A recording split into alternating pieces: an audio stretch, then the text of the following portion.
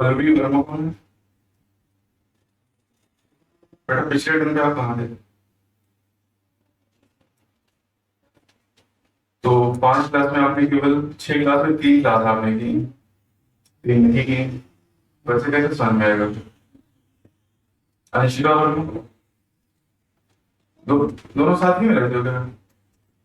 तब तो नहीं माना जा सकता कि दोनों तबीयत खराब थी। दोनों लोग मिलके जाओगे अब। हफीज,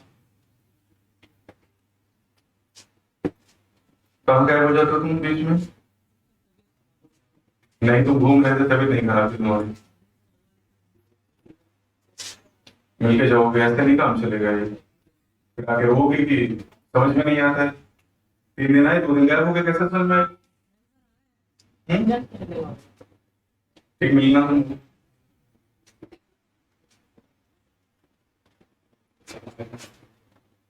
कलामुद्दीन, कहाँ गायब हो जाते हो बीच में? तो फिर कैसे समझ में आएगी? मतलब बायो तो फिर भी थोड़ा बहुत समझ लोगे, फिजिक्स केमिस्ट्री में क्या होगा वो? बैठ।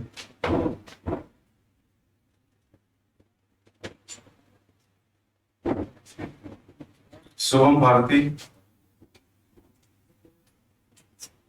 बेटा ऐसे कैसे? अभी शुरुआत हुई और अभी से तबीयत खराब होने लगी, क्या इशू है बताओ?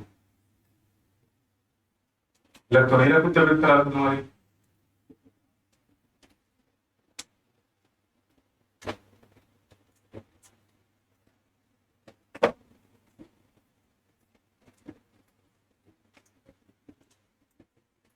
ठीक है, बैठ जाओ।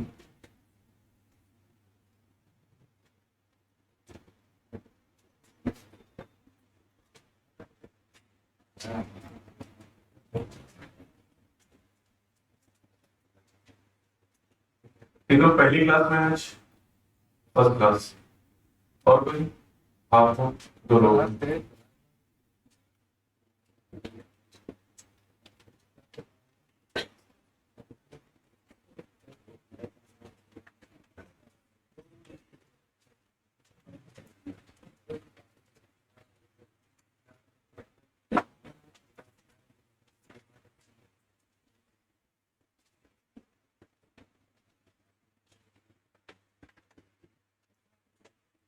तो हम लोग शुरुआत से शुरू करते हैं। अब शुरुआत से बताएंगे कितनी यूनिट अभी बायो में हमें पढ़नी है। यूनिट और चैप्टर कितने हैं? तो पहली यूनिट जो हमने स्टार्ट की उसका नाम क्या है? Cell structure function. कितने चैप्टर हैं? 3 चैप्टर हैं। तो सबसे पहला जो चैप्टर हम पढ़े that is cell unit of life. तो उसके पहले बहुत बेसिक बातें हमने की थी, जैसे biology word was given by father of biology, Aristotle, father of zoology, Aristotle, father of science, Aristotle, father of botany, father of psychology, Robert सेम्पी सॉनसन पे पहुंच गए। Robert father of modern psychology, सेम्पी सॉनसन फादर ऑफ मॉडर्न बॉटनी, बॉबिन। Electron microscope, दस्ता phase contrast microscope, cell के cytoplasm term, protoplasm term. Cell theory was given by, cell theory was modified by, cell theory का exception virus. Virus cell theory को follow, इसी का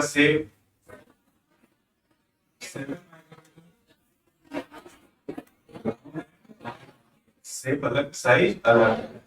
WBC कैसे हैं? ट्रैकिंग nerve cell, columnar cell, mesophyll cell, round and oval. तो mesophyll cell कहाँ पाई जाती है? लीफ के अंदर। कॉलमनर एपिथेलियल सेल पाई जाएंगे ट्रैकिड, साइलम के अंदर पाई जाएंगे नर्व सेल, ब्रेन में पाई जाएंगी आरबीसी, डब्ल्यूबीसी। डब्ल्यूबीसी का काम डिफेंस, आरबीसी का काम transport of gases. Mesophyll cell का काम कॉलमनर सेल का काम सिक्रीशन एंड एब्सॉर्प्शन, ट्रैकिड का काम transport of water, conduction of. Prokaryotic cell और यूकैरियोटिक सेल में अंतर आपको बताएंगे। प्रोकैरियोटिक सेल उन्हें कहा जाता है जिन सेल में मेम्ब्रेन बाउंड न्यूक्लियस नहीं होता है और मेम्ब्रेन बाउंड ऑर्गेनेल नहीं होते हैं। जिनमें मेम्ब्रेन बाउंड न्यूक्लियस और ऑर्गेनेल पाए जाते हैं उन्हें क्या कहते हैं, यूकैरियोटिक सेल। अब आपने दो तरह की सेल के बारे में पढ़ा, एक एनिमल सेल और एक प्लांट सेल। तो एनिमल्स खींचना शुरू। एनिमल सेल में सबसे बाहर क्या पाया जाता है, पाया जाएगा सेल, और प्लांट सेल में सेल वॉल बाहर पाई जाएगी। प्लांट सेल में सेल वॉल का पाया जाना यूनिक फीचर है, किसने बताया, बेटा बोलना है साथ भाई से, देखना नहीं खाली, ठीक है। और एनिमल सेल में सबसे आउटर बाउंड्री सेल मेम्ब्रेन किसने बताया। प्लांट की बॉडी डिफरेंट टाइप के टिश्यू से बनी होती है, किसने बताया, स्लाइड के द्वारा ये बात बताई गई, ठीक है। तो हमने देखा कि जब हम किसी भी सेल की बात करें, चाहे वो प्लांट हो या एनिमल हो या फिर प्रोकैरियोटिक हो, सब में सेल मेम्ब्रेन है।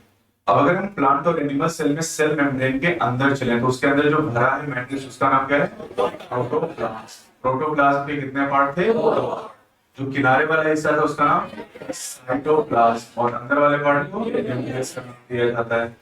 Main arena of cellular activity हो जाएगा। न्यूक्लियस के अंदर क्या है, क्रोमोसोम, इससे बने हैं। हमारे पास कितने क्रोमोसोम, कितने डीएनए से बने हैं, डीएनए से। और इन 46 क्रोमोसोम पे कितने जीन हैं, 30,000 जीन पाए जाते हैं। क्या हर स्पीशीज में क्रोमोसोम का नंबर एक जैसा है, राइस में 24, ऑफियोब्लॉसम में 60, बटरफ्लाई में 80 हो जाएंगे, अनियन में 16 हो जाएंगे, है ना। तो ये आपको नंबर भी यहाँ पर याद करने थे। प्लांट कितनी तरह के बताए गए, 5 तरह के। कितने किंगडम है, 5 किंगडम। कौन से, प्लांटी किंगडम में कितने ग्रुप हैं, 5। कौन से, साइड बाइट क्या मतलब, ब्रायोटिरिडो बोल सकते हो, है ना।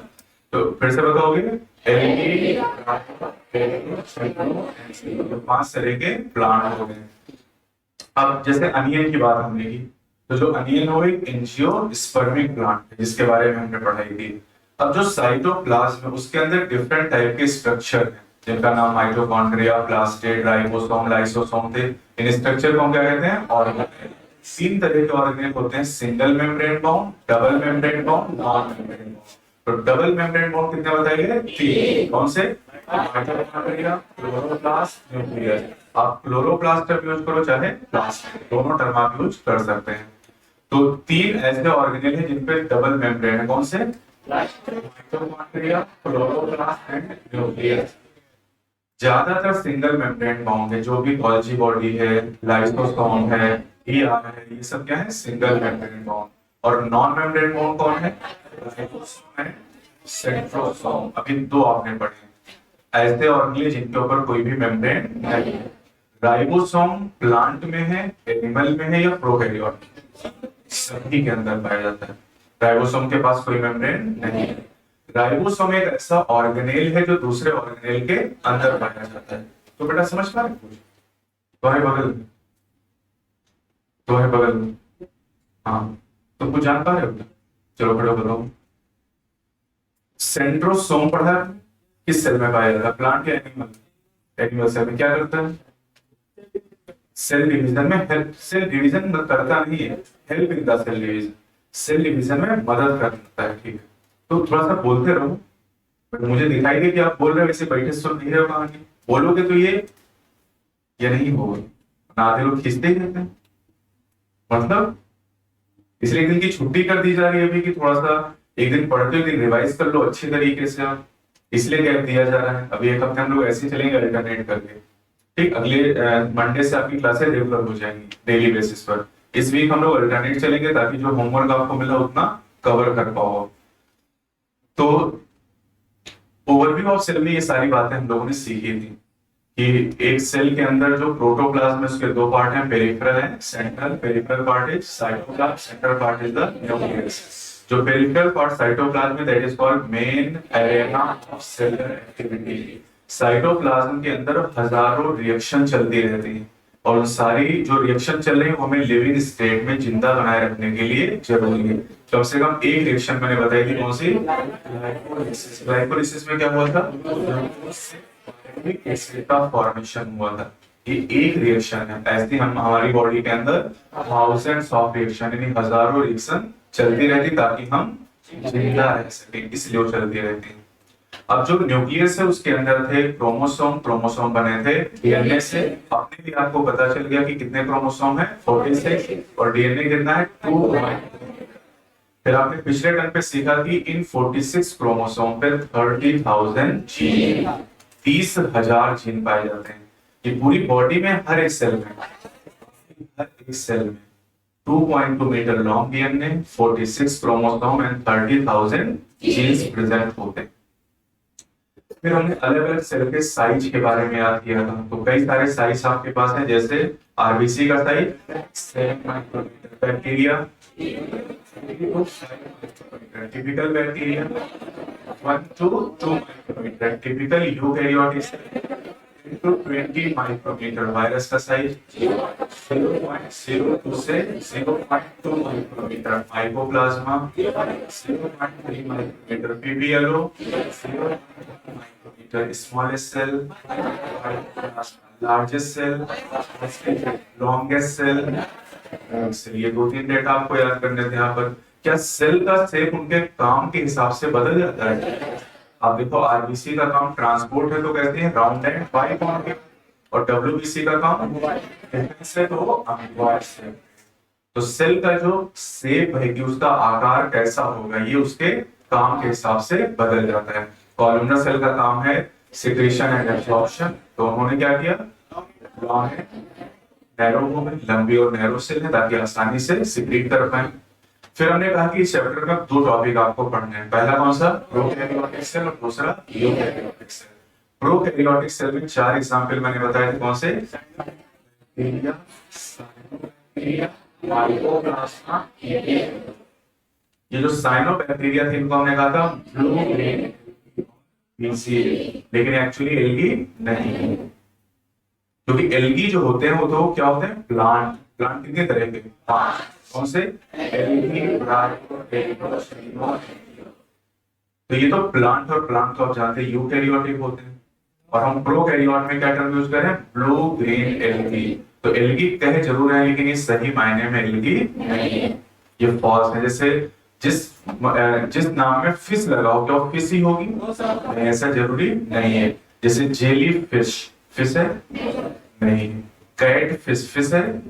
यस, कैटफिश फिश है। Dog fish, dog fish fish है? Yes sir. Red fish fish है? Yes sir. तो red fish, catfish, dog fish, these are the true fishes. चूहा मछली, बिल्ली मछली, कुत्ता मछली, तीनों ट्रू फिशेस, सही में मछलियां हैं। वो जो डॉग फिश है, कुत्ता मछली, वो आप सब जानते हो, उसको कहते हैं स्कॉलियोडोनियस, कॉमनली कहते हैं सार, सुना ना? तो सार को कुत्ता मछली क्यों कहते हैं? कुछ कुत्ते की तरह होगा तभी तो मछली में कुत्ते की तरह होगा। हाँ क्या हो? मूंछ? तुम्हारे पास मूंछ है तो सबके पास होगी।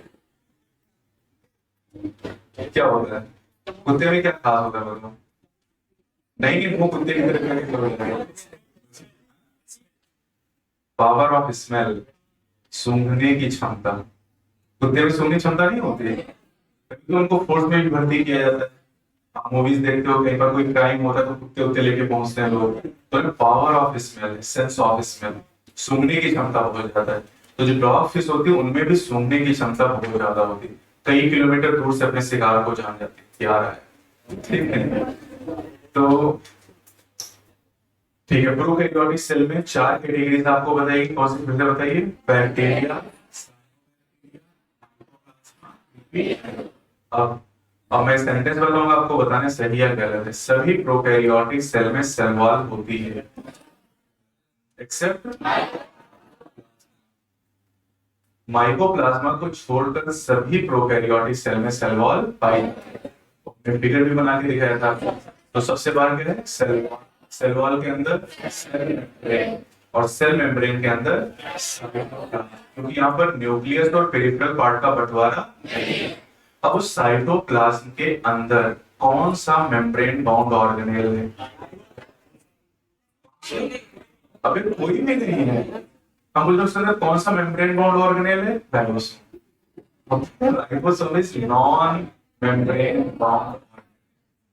अच्छा बताओ, यूकैरियोटिक सेल में राइबोसोम कितनी जगहों पर पाया जाता है? 4। वहां पर माइटोकॉन्ड्रिया, क्लोरोप्लास्ट और ईआर के ऊपर। माइटोकॉन्ड्रिया और प्लास्टिड के अंदर और ईआर के ऊपर। जबकि अगर हम प्रोकैरियोटिक सेल की बात करें तो वहां पर साइटोप्लाज्म के अंदर ही आपको मिल रहा है, और कोई भी मेम्ब्रेन बाउंड ऑर्गेनेल नहीं। अच्छा, कोई ऐसा ऑर्गेनेल बताओ जो प्रोकैरियोट और यूकैरियोट में कॉमन। यही एक ऐसा ऑर्गेनेल है जो दोनों में कॉमन है। कोई ऐसा ऑर्गेनेल बताओ जो प्रोकैरियोट में हो और यूकैरियोट में ना हो। कोई ऐसा ऑर्गेनेल बताओ जो प्लांट में हो और एनिमल में ना हो। क्लोरोप्लास्ट। कोई ऐसा ऑर्गेनेल जो एनिमल में और प्लांट में ना हो। ये सब यूनिक फीचर है।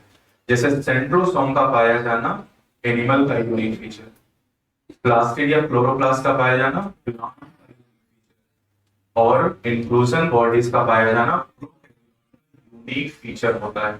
अब आपने देखा कि प्रोकैरियोट के अंदर जो डीएनए होता है वो कैसा है? डबल स्ट्रैंडेड एंड सर्कुलर, मतलब दो धागे आपस में लिपटे हुए हैं और सर्कुलर यानी गोल है। और इस डबल स्टैंडर्ड सर्कुलर डीएनए को क्या कहते हैं? सीनोमिक डीएनए या सीनोफोर। ठीक है, या इसको हमने क्रोमोसोम मान लिया, होता नहीं लेकिन हमने इसको मान लिया था। कितने क्रोमोसोम? अभी जो जीनोमिक डीएनए है ये कुछ प्रोकैरियोट में, सभी में, सबके पास पाए जाते हैं, सभी में ये पाए जाते हैं। लेकिन कुछ ऐसे प्रोकैरियोट हैं जिनमें इस जीनोमिक डीएनए के अलावा एक छोटा सा और डीएनए बहुत इंपॉर्टेंट है। प्लाज्मिक डीएनए डबल स्टैंडर्ड और सर्कुलर ही एकदम जीनोमिक की तरह, लेकिन साइज कैसा है? छोटा। अभी जो प्लाज्मिक डीएनए सभी बैक्टीरिया में, कुछ बैक्टीरिया में पाया जाएगा, और जिनमें पाया जाएगा उनको क्या प्रोवाइड करेगा? रेजिस्टेंस टू एंटीबायोटिक, यानी उन बैक्टीरिया पर एंटीबायोटिक का प्रभाव नहीं पड़ेगा। अगर उनको एंटीबायोटिक से ट्रीट करें तो उनकी डेथ नहीं होगी, और जिनके पास प्लाज्मिड नहीं होगा उनको एंटीबायोटिक से ट्रीट करने पर उनकी डेथ हो जाएगी। दूसरा एक और फीचर था, monitor the process of transformation. तो ट्रांसफॉर्मेशन नेक्स्ट चैप्टर 2 में हम लोग डिस्कस करेंगे। तो ये हो गई प्रोकैरियोट की कहानी। अभी प्रोकैरियोट कंप्लीट नहीं हुआ था, हमने बेसिक बातें की थी, फिर से मैं आपको समझा देता हूँ। प्रोकैरियोटिक सेल में 4 कैटेगरीज मैंने आपको बताई, बैक्टीरिया, साइनोबैक्टीरिया, माइकोप्लाज्मा एंड प्यूपेरिया। माइकोप्लाज्मा को छोड़ के बाकी सबके पास सेल वॉल पाई जाती है। सेल वॉल के अंदर सेल मेम्ब्रेन, और सेल मेम्ब्रेन के अंदर साइटोप्लाज्म में कोई भी मेम्ब्रेन बाउंड ऑर्गेनेल नहीं है। उसके अंदर आपको नॉन मेम्ब्रेन बाउंड राइबोसोम मिलते थे, इंक्लूजन बॉडी पाई जाती है। तो इंक्लूजन बॉडी जो कि प्रोकैरियोट में है तो नॉन मेम्ब्रेन बाउंड ही, तो कोई भी मेम्ब्रेन बाउंड स्ट्रक्चर नहीं है। फिर आपने देखा कि इसके अंदर एक डबल स्टैंडर्ड सर्कुलर डीएनए पाया जाता है जिसको हम जीनोमिक डीएनए कहते हैं, और दूसरा एक और हो सकता है, जरूरी नहीं है, जिसे हम प्लाज्मिड कहते हैं। प्लाज्मिड एक तो एंटीबायोटिक से रेजिस्टेंस प्रोवाइड करता है और दूसरा ये ट्रांसफॉर्मेशन को मॉनिटर करता है। इतनी बातें हमने पढ़ी थी प्रोकैरियोटिक सेल। अब हम प्रोकैरियोटिक सेल में 3 चीजें पढ़ने वाले हैं। एक टॉपिक है सेल एनवेलप, दूसरा टॉपिक है राइबोसोम, और तीसरा टॉपिक है इंक्लूजन बॉडीज। इनके 3 टॉपिक हैं प्रोकैरियोट। तो इस चैप्टर में कुल मिला के अगर देखा जाए तो 3 ही चीजें हैं पूरे चैप्टर में, cell theory, prokaryotic cell, eukaryotic cell. Cell theory हमने पढ़ ली है, प्रोकैरियोटिक सेल हम पढ़ रहे हैं। और प्रोकैरियोटिक सेल में कितनी चीजें पढ़नी है? 3। कौन सी? Cell envelope, ribosome, inclusion body. इनमें से कितने नाम आपने सुन रखे हैं? पिछले टर्म पे राइबोसोम है, इंक्लूजन बॉडी। नया टर्म कौन सा है? Cell envelope. चलिए पढ़ाते हैं आपको सेल एनवेलप। आपका किताब बंद कर दो। टॉपिक है सेल एनवेलप।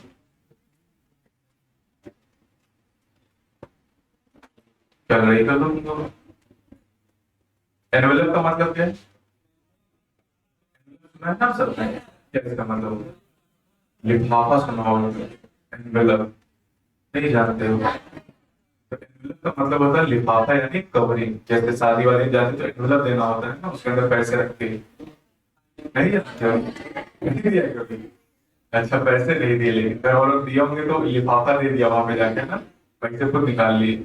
तो सेल एनवेलप, एनवेलप का मतलब कवरिंग से या लिफाफे से। तो अगर हम प्रोकैरियोटिक सेल की बात करें तो इसमें सेल एनवेलप में 3 लेयर पाई जाती है। जो लिफाफा है, जो कवरिंग है, उसमें कितनी लेयर है? 3 लेयर। तो चलिए फिगर बना के दिखाते हैं। पहले ऐसे मैं बना देता हूँ जो पिछले टर्म पे मैंने दिखाया था। अभी आप ये समझ लो कि पिछले टर्म पे हम पूछ रहे हैं। तो पिछले टर्म पे अगर मैं बैक्टीरिया का फिगर बनाऊं यहाँ पर, तो आप मुझे कुछ चीजें बता सकते हो। जैसे इसका नाम बताओ क्या है? सेल। ये जो स्ट्रक्चर मैंने दिखाया इसका नाम है सेल। Cell wall. अब दूसरा जो स्ट्रक्चर है कौन सा? Cell membrane. उसके अंदर है बाहर? इसके अंदर की तरफ सेल मेम्ब्रेन होगी। This structure is called cell membrane. Cell membrane. ये दो चीजें आप जानते हैं पहले से। अब अगर यहां पर इस सेल वॉल के बाहर एक लेयर और आ जाए इस तरीके से, ठीक है, ये जो लेयर आ रही है इसका नाम है, क्या नाम है? ग्लाइकोकैलिक्स। लेकिन सर आप तो सेल एनवेलप पढ़ा रहे हो, तो जो कुछ बनाओगे हम सेल एनवेलप ही बताएंगे उसको। सबसे बाहर की लेयर क्या है? ग्लाइकोकैलिक्स। और मिला के इन तीनों को मिला के क्या कहेंगे? सेल। समझ पाए कुछ? तो इसका मतलब एक ही नई चीज मैंने बताई, कौन सी? ग्लाइकोकैलिक्स। बाकी दो चीजें तो आप पहले जानते ही थे। तो अब एक चीज और ध्यान रखिएगा, कभी कोई भी सीक्वेंस एनसीईआरटी में करीब 100 से ज्यादा सीक्वेंस याद करने। पहला सीक्वेंस आ रहा है, कोई भी सीक्वेंस अगर हम पढ़ेंगे तो हमेशा बाहर से अंदर की तरफ, ताकि कोई कंफ्यूजन ना हो एग्जाम में। मान लो हमने कुछ सीक्वेंस अंदर से बाहर याद कर लिया, कुछ बाहर से अंदर, तो फिर एग्जाम में कंफ्यूजन होगा कि हमने किधर से याद कर रखा है। एक दो सीक्वेंस तो है, करीब 100 सीक्वेंसेस आपको याद करने। तो कोई भी अगर सीक्वेंस आपको पढ़ना है, याद करना है, तो हमेशा आउटर से इनर साइड, बाहर से अंदर की तरफ। तो बताओ सबसे बाहर कौन है? उसके अंदर सेल और उसके अंदर सेल मेम्ब्रेन। जिसमें आप दो चीजें पहले से जानते थे कि सेल वॉल है और सेल मेम्ब्रेन। आज बस ये चीज जान ली कि सेल वॉल के बाहर ग्लाइकोकैलिक्स है, और इन तीनों को मिला के हम क्या कहते हैं? सेल। तो प्रोकैरियोटिक सेल में एक सेल एनवेलप पाया जाता है, और सेल एनवेलप में कितनी लेयर है? 3। Outermost glycocalyx, middle cell, innermost. कितना क्लियर? अब एक एक के बारे में पढ़ लेते हैं। अभी जो ग्लाइकोकैलिक्स है, देखो जरा इसको, ये दो तरीके की हो सकती है। या तो ये होगी लूज सीथ के रूप में। लूज सीथ यानी आप ये समझ सकते हो कि पतली झिल्ली की तरह। जैसे झिल्ली में आप सब्जी खरीद के लाते हो, उसी तरह से आप समझ लो कि झिल्ली के अंदर बैक्टीरिया बन। तो ये पतली झिल्ली की तरह हो सकता है, लूज सीथ। अगर ये लूज सीथ के रूप में है तो इसका नाम हो जाएगा स्लाइम लेयर। स्लाइम नाम सुना आपने? आजकल बच्चे स्लाइम बहुत खेलते हैं, चिपचिपा होता है। नहीं जानते? सुना है? तो ये चिपचिपा सा होता है, तो स्लाइम लेयर। तो स्लाइम लेयर कैसा हो गया? स्टिकी, चिपचिपा। तो अगर ये पतली झिल्ली की तरह है तो इसका नाम स्लाइम लेयर होगा, जो कि स्टिकी नेचर का होता है। और अगर ये थिक है, थिक मतलब मोटा, यहाँ पतली झिल्ली की तरह, यहाँ पर मोटा हो गया। थिक एंड टफ, टफ मतलब मजबूत। यहाँ पर पतली झिल्ली की तरह आसानी से फट जाएगा, लेकिन यहाँ पर ये ग्लाइकोकैलिक्स थिक एंड टफ है। अगर ये मोटा और मजबूत है तो इसका नाम होगा कैप्सूल। कैप्सूल।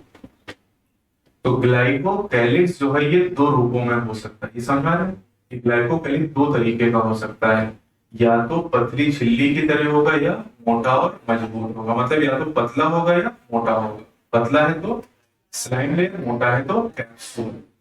अब कैप्सूल भी आप लोग जानते हैं, कभी कैप्सूल खाया भी होगा, तो कैप्सूल को कभी तोड़ के देखा है? उसके अंदर क्या होता है? दवाई भरी होती है ना। जो कैप्सूल है उसके अंदर दवाई भरी होती है। तो वैसे इमेजिन कर कि जो कैप्सूल है उसके अंदर क्या है? बैक्टीरिया। उसके अंदर बैक्टीरिया रखा हुआ, और ये जो कैप्सूल है ये बैक्टीरिया को बचाने का काम करता है, सुरक्षा देता है।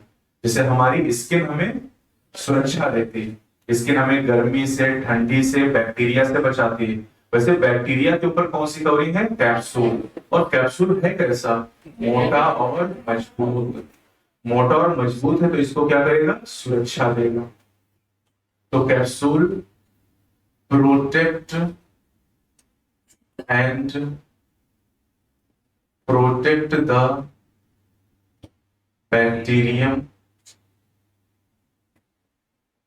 बैक्टीरियम क्या है? Singular form. जब एक के बारे में बोल रहा हूं तो कहेंगे बैक्टीरियम, और बहुत सारे हो तो बैक्टीरिया। तो bacteria is the plural word and bacterium is the singular word. जैसे फंजाई सिंगुलर है प्लूरल? हाँ, प्लूरल फॉर्म। सिंगुलर फॉर्म में फंगस कहेंगे। एल्गी तो प्लूरल में क्या कहेंगे? Algaes. Algae is the plural word. एक को बोलना है तो एल्गा बोलेंगे। तो एल्गा, एल्गी, फंगस, फंजाई, और bacteria is the singular word. एक बैक्टीरिया की बात करें तो उसको कहेंगे बैक्टीरिया। जैसे माइटोकॉन्ड्रिया सिंगुलर या plural? That is plural form. Singular form is mitochondria. Plant singular, plural plants.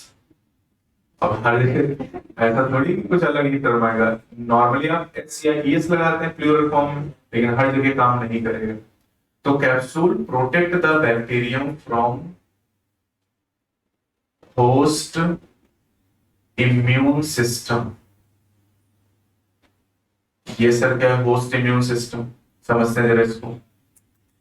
बहुत सारे ऐसे बैक्टीरिया होते हैं जो हम लोगों में बीमारी कॉज करते हैं, डिजीज कॉज करते हैं। कोई बैक्टीरिया बताओ। Salmonella typhi. कौन सी बीमारी? ह्यूमन में एक बीमारी है टाइफाइड, सबने सुना होगा नाम। तो टाइफाइड नाम की बीमारी किससे होती है? साल्मोनेला टाइफी नाम के बैक्टीरिया से भी साल्मोनेला नाम याद करो। इस साल्मोनेला से टाइफाइड। लिख दूं क्या इधर? Salmonella, salmonella typhi. और अगर मैंने अंडरलाइन कर दिया तो साइंटिफिक नेम, वैज्ञानिक नाम हो गया। तो साल्मोनेला टाइफी से एक बीमारी होती है टाइफाइड। हर दिन आपकी बॉडी के अंदर हजारों बैक्टीरिया चले जाते हैं रोज। इस समय आप जहां पे बैठे हो आपके चारों तरफ हजारों बैक्टीरिया हैं, लेकिन दिखाई नहीं दे रहे। क्यों? साइज उनका 100 माइक्रोमीटर से कम है, और 100 माइक्रोमीटर से छोटी चीज नेकेड आई से आप देख नहीं सकते। तो जब सांस लेते हैं आप, जब आप खाना खाते हैं, इस समय आपके हाथ में कई सौ बैक्टीरिया होंगे, और अगर आप बिना हाथ धोए कुछ खाएंगे तो आपकी बॉडी के अंदर चले जाएंगे। रोज आपकी बॉडी के अंदर सांस के द्वारा, हवा के द्वारा, पानी के द्वारा, खाने के द्वारा हजारों बैक्टीरिया एंटर करते हैं। रोज आप बीमार होते हैं नहीं? क्यों? क्योंकि बॉडी के पास एक सिस्टम है, इम्यून सिस्टम। जैसे एक डाइजेस्टिव सिस्टम है जो क्या करता है? डाइजेशन।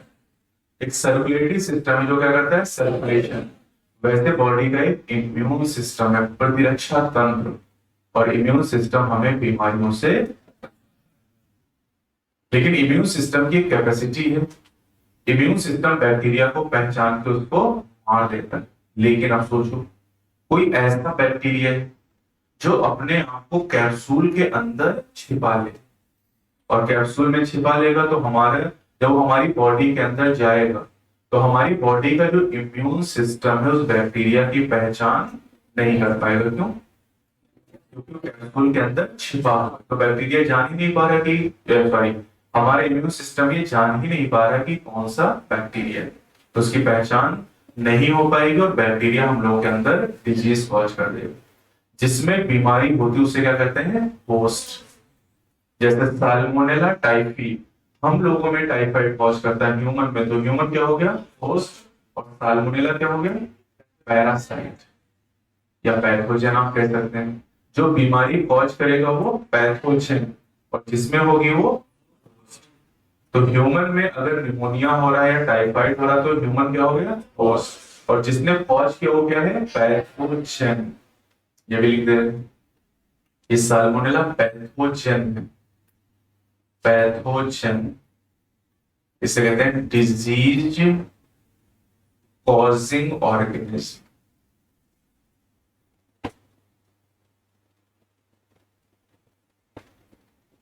डिजीज कॉजिंग ऑर्गेनिज्म, जो जिसकी वजह से बीमारी होती है वो क्या है, पैथोजन। जिसमें बीमारी होती है वो host। फिर से बताओ, टाइफाइड नाम की बीमारी किससे होती है, साल्मोनेला टाइफी से। साल्मोनेला टाइफी क्या है, पैथोजन। ये बीमारी किसमें होती है, ह्यूमन में, तो ह्यूमन क्या है, host। हमारा इम्यून सिस्टम पैथोजन की पहचान कर सकता है, लेकिन अगर कोई ऐसा पैथोजन है, कोई ऐसा बैक्टीरिया है जो कैप्सूल बना लेता है और कैप्सूल के अंदर अपने आप को छिपा लेता है, तो हमारा इम्यून सिस्टम उसकी पहचान नहीं कर पाएगा। यानी बैक्टीरिया हमारी बॉडी के अंदर जिंदा रह सकता है। तो वही चीज यहाँ पर लिखी कि capsule protect the bacterium from host immune system. Capsule bacteria की सुरक्षा करता है हमारे इम्यून सिस्टम से, क्योंकि अगर हमारा इम्यून सिस्टम पहचान गया बैक्टीरिया को तो बैक्टीरिया को मार देगा, लेकिन कैप्सूल ने उसकी सुरक्षा कर दी। तो ये दो बातें।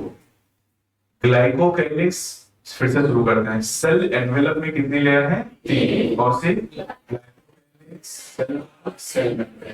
ग्लाइकोकैलिक्स दो तरह का हो सकता है, या तो ये लूज सील के फॉर्म में है तो स्लाइम लेयर, थिक और टफ है तो कैप्सूल। बोलते करो तुम लोग, अगर लूज सील है तो slime layer, thick and tough है तो स्लाइम लेयर क्या कैरेक्टर देगा, स्टिकी कैरेक्टर। स्टिकी मतलब चिपचिपा नेचर, उसकी मदद से बैक्टीरिया किसी से भी चिपक सकता है। और कैप्सूल बैक्टीरिया को प्रोटेक्ट करेगा, किससे, होस्ट के इम्यून सिस्टम से। इम्यून सिस्टम कैसा सिस्टम है, जो बॉडी को बीमारियों से बचाता है। तो क्या WBC इम्यून सिस्टम का हिस्सा है, क्योंकि बॉडी को बचाती है बीमारियों से। अब जो WBC आपने पढ़ी, that is the part of the immune system. जैसे स्टमक किसका हिस्सा है, डाइजेस्टिव सिस्टम का। हार्ट किसका हिस्सा है, सर्कुलेटरी सिस्टम का। वैसे WBC किसका हिस्सा है, इम्यून सिस्टम। क्या RBC इम्यून सिस्टम का हिस्सा है, नहीं, क्योंकि RBC आपकी बॉडी को बीमारियों से नहीं बचाती। नर्व सेल किसका हिस्सा है, नर्वस सिस्टम का। समझ पा रहे हो कुछ, धीरे धीरे चीजें आपको आएंगी। अभी रोज कुछ ना कुछ नई बातें आप सीखोगे। जैसे पैथोजन आपने सीखा, होस्ट आपने सीखा, इम्यून सिस्टम के बारे में ये पूरा सिस्टम आपके सिलेबस में। 2 लेक्चर लगेंगे, 3 घंटे पढ़ेंगे हम इम्यून सिस्टम को। लेकिन आज चूंकि वर्ड है इसलिए हम समझ रहे हैं कि इम्यून सिस्टम वो सिस्टम है बॉडी का जो हमें बीमारियों से बचाता है। डाइजेस्टिव सिस्टम वो सिस्टम है जो डाइजेशन में मदद करता है। सर्कुलेटरी सिस्टम सर्कुलेशन करेगा। तो ये ग्लाइकोकैलिक्स खत्म। अब अगली लेयर पे चलते हैं, कौन सी, cell, cell wall.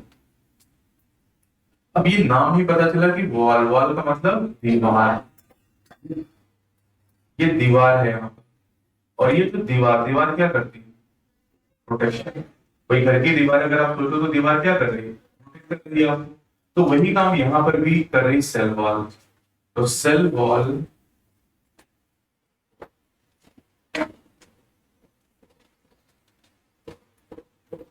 Help in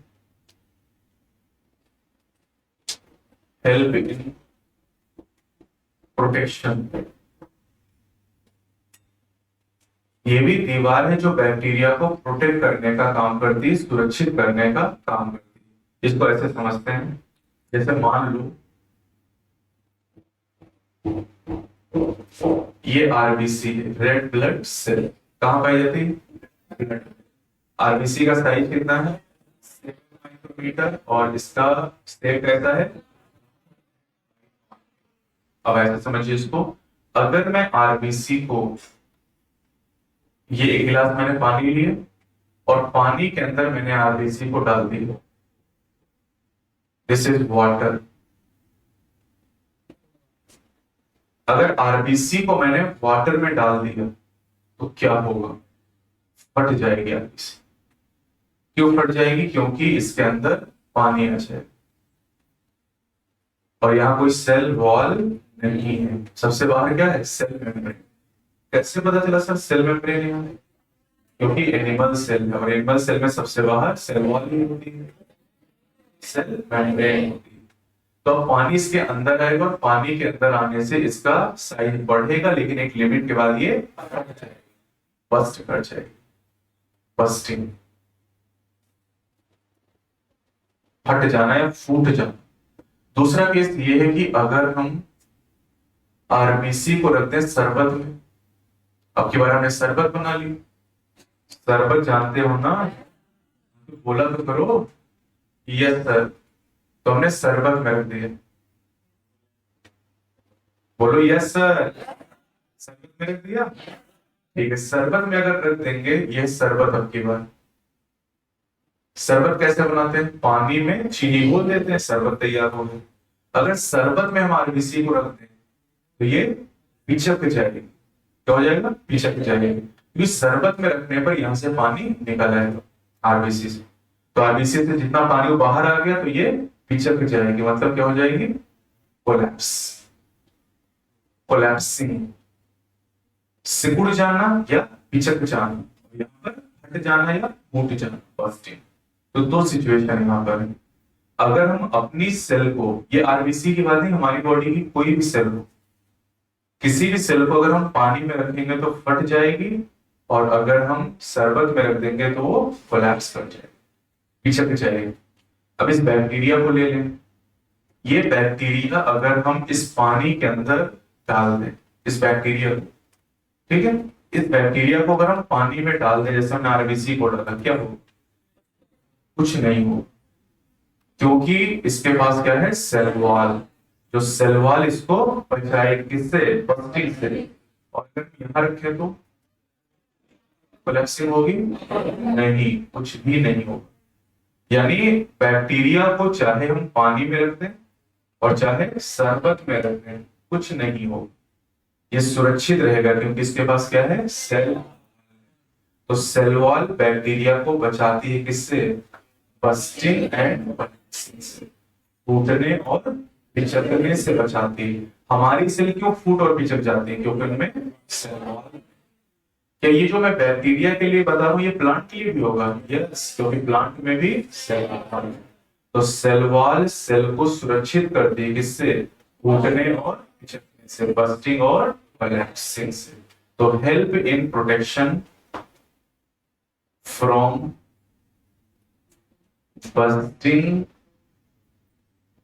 bursting and collapsing, ये इंपॉर्टेंट हो गया। तो अब काम अगर हम देखते हुए चले, तो जो स्लाइम लेयर है ये क्या करती है, स्टिकी नेचर देती है, जिससे बैक्टीरिया किसी से भी चिपक सकता है। कैप्सूल क्या करता है, बैक्टीरिया को प्रोटेक्ट करता है होस्ट के इम्यून सिस्टम से। जो सेल वॉल है ये बैक्टीरिया को सुरक्षा देती है और उसको फूटने और पिचकने से बचाती है। इसके अलावा जैसे आपने कहा कि किसी भी सेल का जो शेप है, जैसे हम बैक्टीरिया की बात करें, यहां देखो bacteria,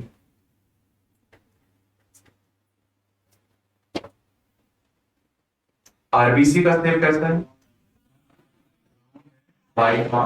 WBC white trachid, elongated columnar cell,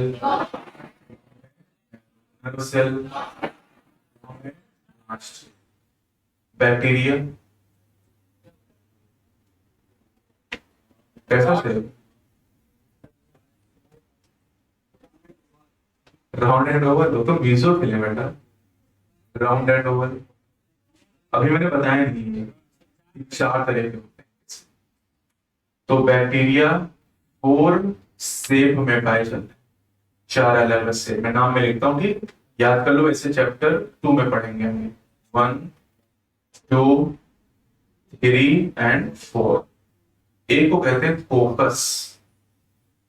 कोकस एक होता है बैसिलस, एक होता है विब्रियम और एक होता है स्पाइरिलम।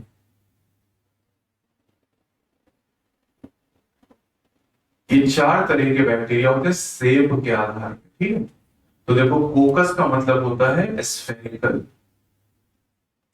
स्फेरिकल, स्फेरिकल मतलब गोल, ऐसे बॉल की तरह। बैसिलस का मतलब होता है रॉड शेप्ड, रॉड शेप्ड ऐसे।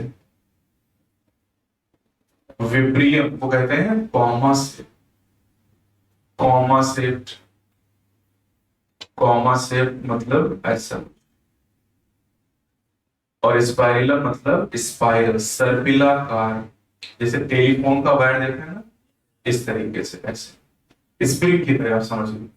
तो ये चार तरह के सेब में बैक्टीरिया पाए जाते हैं। अब बोलोगे आप, ठीक है, बैक्टीरिया सेब के आधार पे कितनी तरह के, कौन से, कोकस, बैसिलस, विब्रियम, स्पाइरल। कोकस मतलब बैसिलस, विब्रियम, कॉमा से स्पाइरलम, सर्पिल आकार कहा जाता है। तो ये गोल हो गए, रॉड की तरह हो गए, कॉमा की तरह हो गए और सर्पिल आकार हो गए, स्पाइरलम कहते हैं। तो ये बैक्टीरिया के शेप है। अब बैक्टीरिया, कोई बैक्टीरिया स्फेरिकल हो गया, गोल हो गया, और कोई रॉड की तरह हो गया। क्यों, कैसे शेप बदल गए? हाँ, फंक्शन पे तो डिपेंड करता है, लेकिन शेप कौन दे रहा है? Cell wall, cell wall shape देने का काम। ये जो हम पढ़ रहे हैं इसका नाम। किसी भी सेल का जो शेप होता है प्लांट और बैक्टीरिया में, किसकी वजह से? तो सेल वॉल एक तो बैक्टीरिया को बस्टिंग और कोलैप्सिंग से बचाती है और दूसरा उसको शेप देती है। यानी अगर कोई बैक्टीरिया स्फेरिकल है तो स्फेरिकल शेप किस वजह से? सेल वॉल की वजह से। अगर कोई कॉमा शेप का बैक्टीरिया है तो उसका शेप सेल वॉल की वजह से।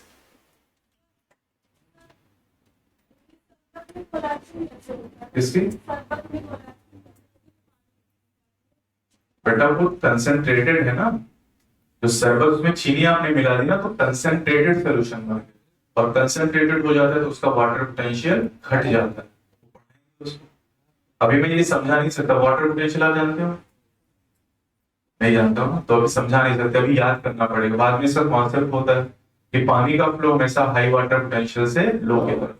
अभी मैं सिखा नहीं सकता आपको, अभी आपको जानना पड़ेगा ये कि अगर हम पानी में रखेंगे तो पानी अंदर आएगा, शरबत में रखेंगे तो पानी बाहर जाएगा आरबीसी से निकल के, ठीक है। तो जब यहाँ से पानी बाहर जाएगा तो ये कोलैप्स कर जाएगा, और पानी अंदर जाएगा तो कुछ देर में ये फट जाएगा। तो बैक्टीरिया में जो सेल वॉल है दो काम कर रही है, एक तो बैक्टीरिया को फूटने और पिचकने से बचा रही है, और दूसरा प्रोवाइड सेफ, प्रोवाइड्स सेफ, इस सेफ प्रोवाइड कर। तो दो टॉपिक खत्म हो गए, कौन से? ग्लाइकोकैलिक्स एंड सेल एनवेलप में कितनी लेयर है? पहली, कुछ लोग तो बैठे में बहुत मालूम कर रहे हैं। सेल एनवेलप में कितनी लेयर है? सबसे बाहर, सबसे अंदर, सबसे अंदर सेल मेम्ब्रेन, मिडिल कौन सी है? बातें सुनेंगे। मैंने रोज ये कहा है कि अगर 1 सेकंड इधर उधर हुए तो कुछ ना कुछ मिस कर दोगे, फिर वो कभी नहीं आएगा, कभी नहीं आएगा। ये ग्लाइकोकैलिक्स आज के बाद अब कभी नहीं आएगा, कभी दोबारा नहीं पढ़ना है। सेल वॉल तो सेल मेम्ब्रेन आएंगे, लेकिन स्लाइम लेयर कैप्सूल अब कभी नहीं आएगा।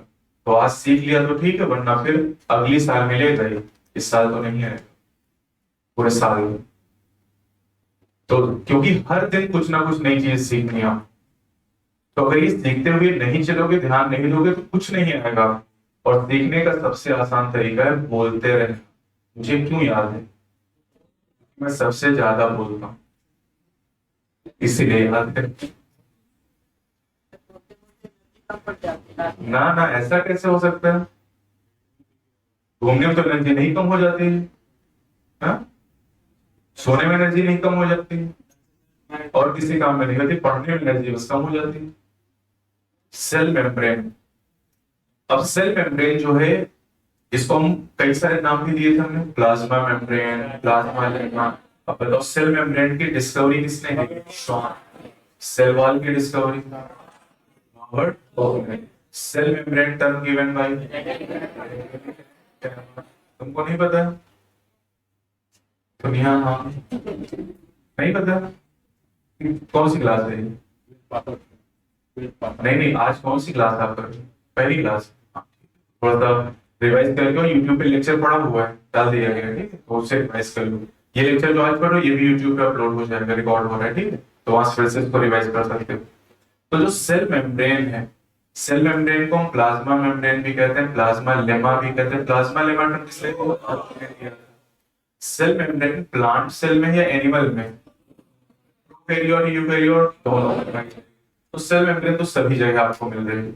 अब ये जो सेल मेम्ब्रेन है, इसका नेचर होता है सेलेक्टिवली परमिएबल,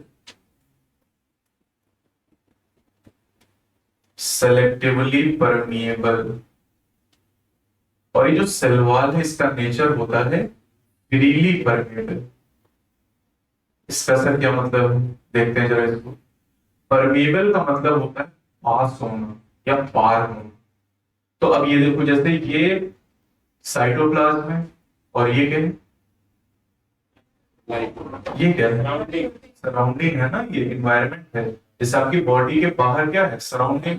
वैसे ही बैक्टीरिया की बॉडी है ना, तो इसके बाहर क्या है? ये सराउंडिंग है। मान लो ये बैक्टीरिया पानी के अंदर तालाब में रहता है, तो तालाब में अगर है तो ये सब क्या है? पानी। समझ पा रहे हो ना? अगर ये बैक्टीरिया आपके ब्लड में है तो इसके सराउंडिंग में क्या है? और अंदर क्या है? साइटोप्लाज्म। तो अब बताओ, कोई भी चीज साइटोप्लाज्म से बाहर आती है या बाहर से साइटोप्लाज्म में जाती है? से चीजें बाहर आती है, बाहर से अंदर जाती है? दोनों नहीं। अरे ऐसे समझो, आप अपने बारे में सोचो, आपकी बॉडी में बाहर से चीज अंदर जाती है या अंदर से बाहर आती है? दोनों हो रही नहीं। खाना ठूस रहे हो, तुम्हें निकाल के आते हो, नहीं निकाल के तो यहाँ प्रेशर में रहते हो। इतना प्रेशर, देखो प्रेशर लिए बैठे, क्यों प्रेशर लेके बैठते हो? प्रेशर निकाल के आए करो। और सांस लेते हो तो बाहर से ऑक्सीजन ले रहे हो ना, सांस छोड़ते हो, यानी आपके और एनवायरनमेंट के बीच लगातार एक्सचेंज हो रहा है। बैक्टीरिया के साथ भी ऐसा है, बाहर से चीजें अंदर आती है और अंदर से बाहर जाती है। अब जो सेल वॉल है, सेल वॉल ये जो आपको दिखाई दे रही सेल वॉल, ये सेल वॉल फ्रीली परमेबल।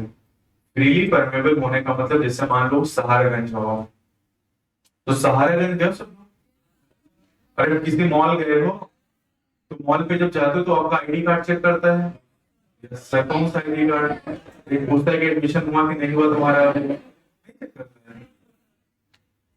कुछ चेक करता है? नहीं, कुछ नहीं चेक करता। मास्क लगेगा बोल ठीक है, आजकल मास्क ना भी लगा तब भी चल जाएगा, है ना? बैग में चेक कर लेता है ना, लेकिन सबको जाने देता है। किसी को रोकता है क्या? किसी को, सबको जाने देता है। अभी यहाँ पे सब लोग आ जाए, जैसे कोचिंग में इस क्लास में आना तो कोई भी आ सकता है, कोई भी रोड पे टहला हुआ जाए, कोई भी रोड पे टहला सहारागंज चला जाए, गर्मी लग रही चलो सहारागंज घूम के आते हैं। लेकिन यहाँ क्या आ सकते हैं? नहीं, क्योंकि यहाँ पर चेकिंग हो रही है कि कौन अंदर जा रहा है और कौन अंदर नहीं जा सकता। यहाँ रेगुलेशन है। तो जब कोई नियंत्रण ना हो, कोई भी आ जा सके, दैट इज फ्रीली। लेकिन यहाँ पे तो जब आप कोचिंग आ रहे हैं, अपनी क्लास आ रहे हैं, तो यहाँ पर सेलेक्ट किया जाता है कौन किस क्लास में जाएगा। अब 7-8 अलग अलग बैचेज चल रहे हैं और सब में सिलेक्शन है कि कौन कहाँ पे बच्चा बैठेगा, कौन कहाँ पे जाएगा। टीचर सेलेक्टेड है कि कौन कहाँ पे पढ़ाएगा। तो ये सेलेक्टिवली परमेबल का मतलब, यहाँ पर सेल मेम्ब्रेन ये तय करती है कि कौन अंदर जा सकता है और कौन नहीं जा सकता। सेल वॉल कोई रुकावट नहीं, जिसको अंदर जाना है जाए, जिसको बाहर जाना है जाए, कोई फर्क नहीं पड़ता। जिस सहारे में एक बार चले गए आप, तो जब बाहर आने लगोगे तो आपको रोक लेगा, कहाँ जा रहे हो? अभी यहाँ क्लास करने के बाद बाहर निकल के देखो बैग लेके, तो बार पूछा जाएगा कहाँ कहाँ चल दी, मतलब खाली जी का घर है, जब मन हुआ जब मनो निकल जाओ, क्यों मिस्टर? तो सबके बारे में पता नहीं कौन क्या करता है। ठीक है, तो सेलेक्टिवली परमेबल का मतलब ये है कि कुछ लोगों को रोका जाएगा और कुछ लोगों को जाने दिया जाएगा। फ्रीली मतलब कोई आने जाने पे कोई रोक टोक नहीं। तो ये दो टर्म हम पाते रहेंगे बार बार, लेकिन आज मैंने समझा दिया तो अगली बार आपसे मैं पूछूंगा किसी से भी। तो फ्रीली परमेबल मतलब कोई रोक टोक नहीं है, और सेलेक्टिवली परमेबल मतलब कुछ को रोका जाएगा और कुछ को जाने दिया जाएगा। तो सेल वॉल कैसी है?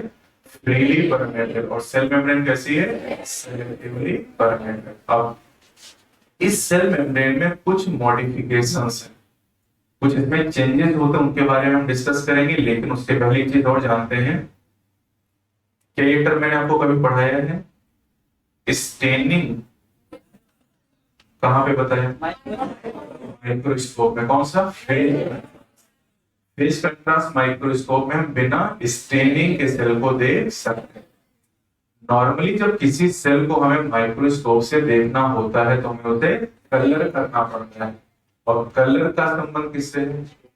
अच्छा, स्टेनिंग से। कलर स्टेन ही है ना, केमिस्ट्री से नहीं। माइक्रोस्कोप का संबंध फिजिक्स से, और फिजिक्स और केमिस्ट्री के कॉन्सेप्ट हम बायो में यूज करें, दैट इज बायोलॉजी और फिजिको केमिकल ये बात हम कर चुके। तो हम इस बैक्टीरिया को कलर कर, तो बैक्टीरिया को कैसे कलर करेंगे? हाँ, बैक्टीरिया कैसे स्टेनिंग करेंगे? कलर से। कलर कैसे करेंगे? स्टेनिंग यही करते हैं आज। नहीं नहीं, स्लाइड तो बनाएंगे बेटा, हम कलर कैसे करेंगे? स्लाइड बना देंगे। कलर कैसे करें? रंग देंगे। कैसे रंगेंगे? स्टेनिंग कर देंगे सर। कैसे स्टेनिंग करेंगे सर? कलर करेंगे उसको। कलर कैसे करना? रंगना है सर उसको। तो हमारे घर में जो रंग रखा है लाल हरा पीला, उसी से रंग दे। हाँ? नहीं नहीं रख सकते उससे। नॉर्मल कलर इसके लिए यूज नहीं कर सकते। जैसे होली आप खेलते हैं तो होली में जो कलर यूज करते हैं रंगने के लिए, क्या वही यहाँ भी यूज करते हैं? हाँ, वही कलर यूज नहीं कर सकते। इसके लिए स्पेशल कलर है जिसका नाम है ग्राम स्टेन। ग्राम स्टेन। ग्राम स्टेन मतलब, ग्राम मतलब गांव से आया है, ग्राम मतलब साइंटिस्ट का नाम है, हैंस क्रिश्चियन ग्राम। तो इन्होंने तरीका डेवलप किया था बैक्टीरिया को रंगने का, कलर करने का, इसलिए उनके सम्मान में क्या नाम रखा गया? ग्राम स्टेन। तो बैक्टीरिया की स्टेनिंग के लिए कौन सा स्टेन यूज करते हैं? ग्राम स्टेन। जब बैक्टीरिया को हम रंगते हैं तो कुछ बैक्टीरिया पे रंग चढ़ जाता है और कुछ बैक्टीरिया पे रंग नहीं चढ़ता है। जिन पे रंग चढ़ गया उन्हें कहते हैं ग्राम पॉजिटिव बैक्टीरिया, और जिस पे रंग नहीं चढ़ा आपका नेगेटिव। अब आपके पास दो सवाल हो गए। स्टेनिंग के बेसिस पर बैक्टीरिया कितने टाइप के, और सेल के बेसिस पर कुछ जान पाए? सेल के आधार पर बैक्टीरिया, स्टेनिंग के आधार पर बैक्टीरिया। स्टेनिंग किससे करेंगे? ग्राम स्टेन। जो बैक्टीरिया स्टेन लेंगे मतलब कलर हो जाएंगे, जिन पे रंग चढ़ जाएगा वो पॉजिटिव, और जिन पे रंग नहीं चढ़ेगा वो ग्राम नेगेटिव हो जाएगा। तो ये जो स्टेनिंग का तरीका ही हम लोग एक चैप्टर है बायोलॉजिकल क्लासिफिकेशन, वहां डिस्कस करेंगे।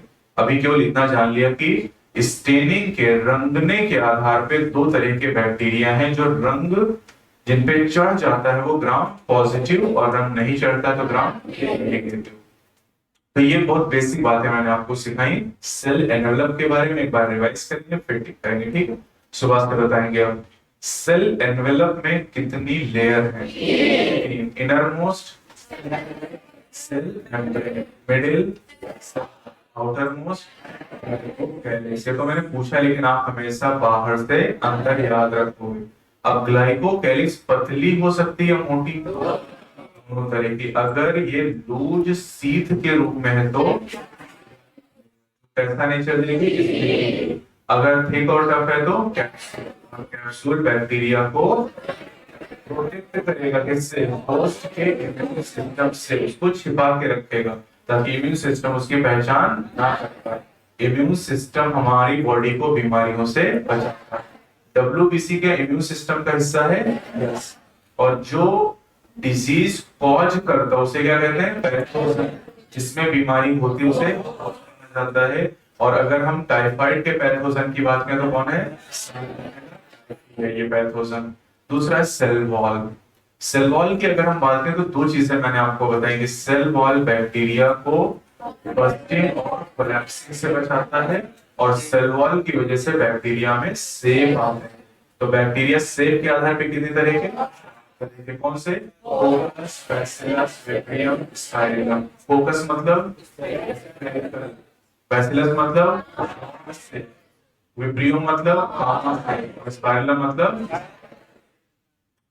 अब ये जो सेल वॉल है, सेल वॉल फ्रीली परमेबल यानी कोई रोक तो नहीं, जबकि सेल मेम्ब्रेन है सेलेक्टिवली परमेबल, मतलब ये कुछ को अंदर जाने दे सकती है और कुछ को जाने नहीं देगी। एकदम आपकी कोचिंग की तरह समझ लो आप। स्टेनिंग के आधार पे बैक्टीरिया कितने तरह के, स्टेनिंग किससे करते हैं, ग्राम स्टेनिंग के द्वारा। ग्राम कौन है, साइंटिस्ट का नाम है जिन्होंने तरीका डेवलप किया रंगने का। जिन बैक्टीरिया पे रंग चढ़ गया वो नहीं चढ़ा तो ग्राम।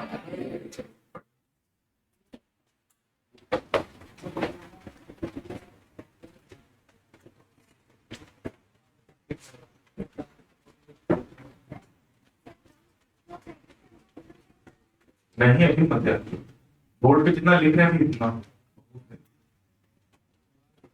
HC ग्राम, हैंस क्रिश्चियन ग्राम मत याद कोई। हाँ इतना मत याद। Most prokaryotic cells, particularly the bacterial cell, have a chemically complex cell envelope. The cell envelope consists of a tightly bound three-layered structure that is the outermost glycocalyx, followed by the cell wall, and then the plasma membrane या cell membrane.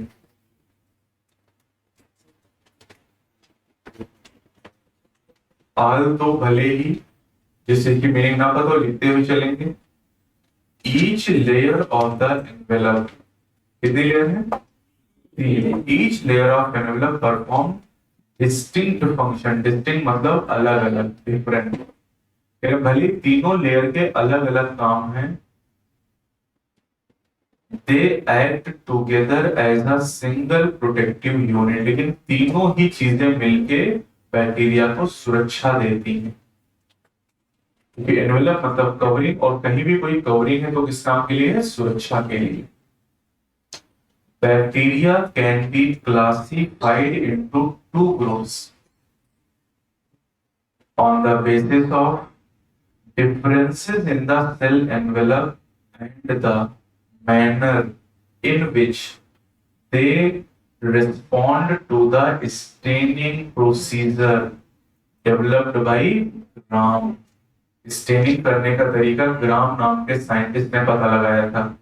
Vij, Vij का मतलब होता है नेमली, विज मतलब नेमली।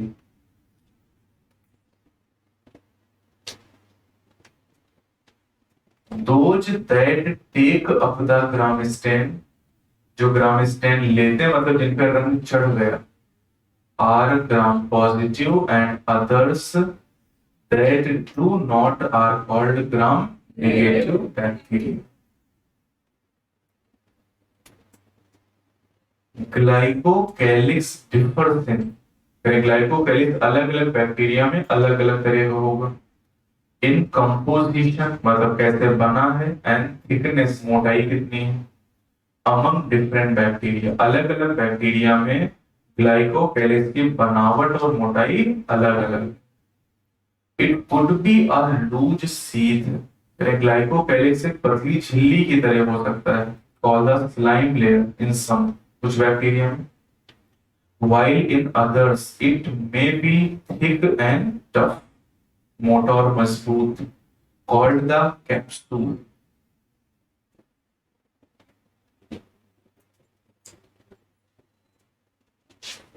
ऊपर एक point अलग से लिखा है ब्रेन ट्विस्टर करके, मिल गया सभी को? उसमें लिखा है कि capsule allows bacterium to hide from, hide मतलब फ्रॉम होस्ट इम्यून सिस्टम। इसी में आगे लिखा है glycocalyx provide sticky character to bacterial cell.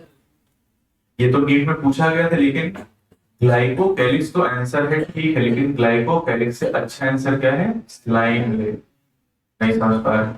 जैसे एग्जाम में अगर ऐसे पूछा जाए कि बैक्टीरिया को होस्ट के इम्यून सिस्टम से कौन बचाता है, ऑप्शन पहले ले लो। ऑप्शन अगर ऐसे दिया उसने ग्लाइकोकैलिक्स, सेल वॉल, सेल, तो क्या? ग्लाइकोकैलिक्स। जबकि अच्छा आंसर क्या था? Capsule.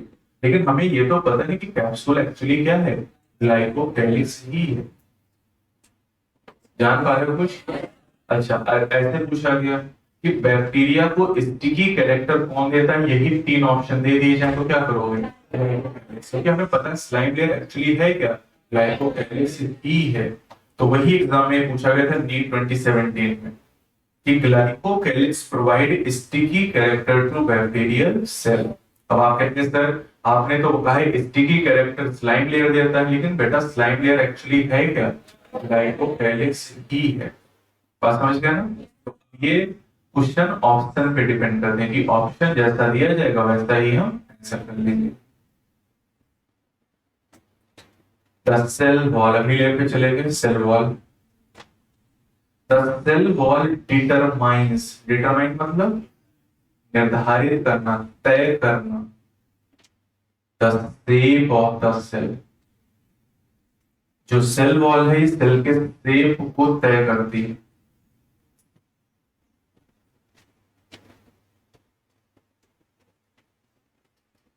And provides the strong, मजबूत, क्योंकि दीवार है तो मजबूत ही होगी।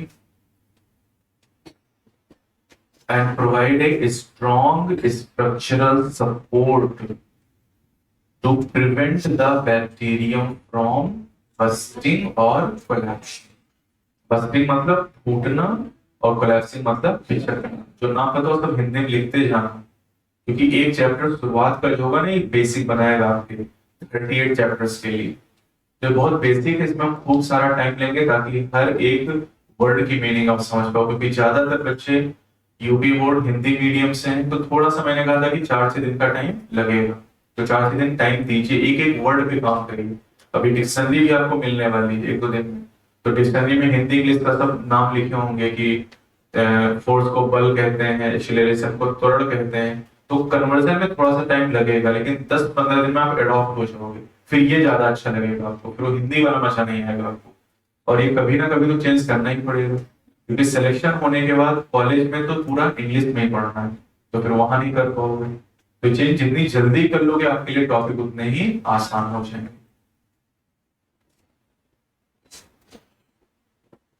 द प्लाज्मा मेम्ब्रेन, चाहे प्लाज्मा मेम्ब्रेन को चाहे सेल मेम्ब्रेन एक ही चीज है, प्लाज्मा लेमा भी कहते हैं।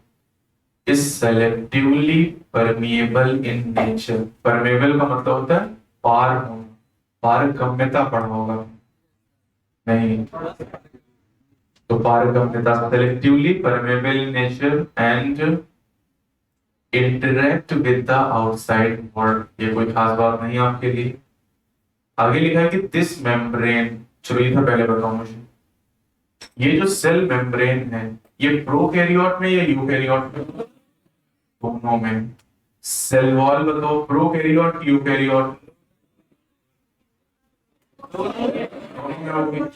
सभी यूकैरियोट में नहीं, प्लांट में है ना।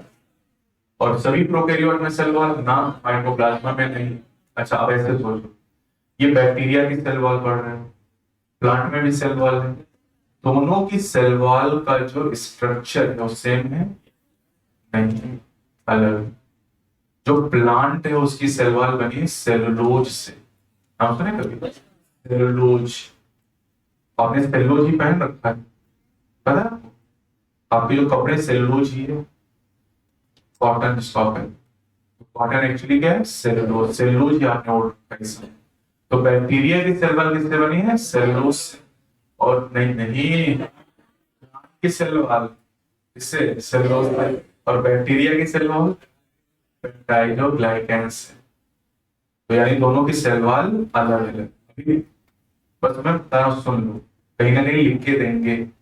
अगर मैंने कुछ बोल दिया तो इसका मतलब याद तो करना ही।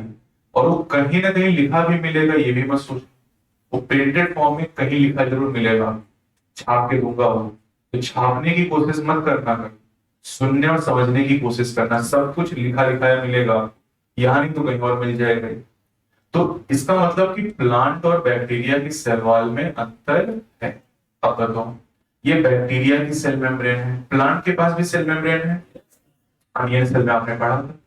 तो दोनों की जो सेल मेम्ब्रेन है, जैसे यहां पे आप पढ़ रहे हो कि सेल मेम्ब्रेन सेलेक्टिवली परमेबल, कहां पर? यूकैरियोट की सेल मेम्ब्रेन क्या सेलेक्टिवली होगी?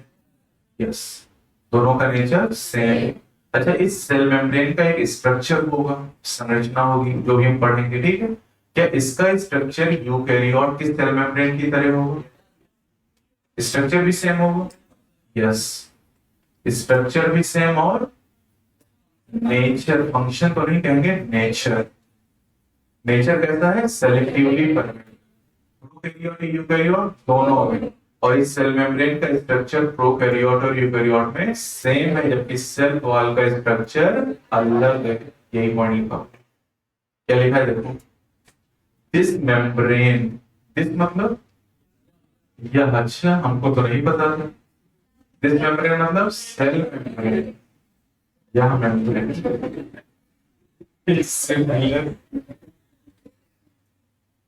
structurally to that of eukaryotic eukaryotes. Structurally मतलब संरचनात्मक, संरचना भी एक जैसी और नेचर भी एक जैसा, प्रकृति भी एक जैसी।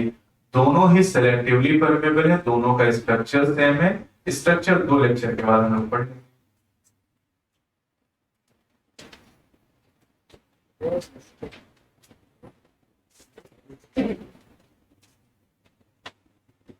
इसमें भी पूछना हो तो पूछ सकते हो।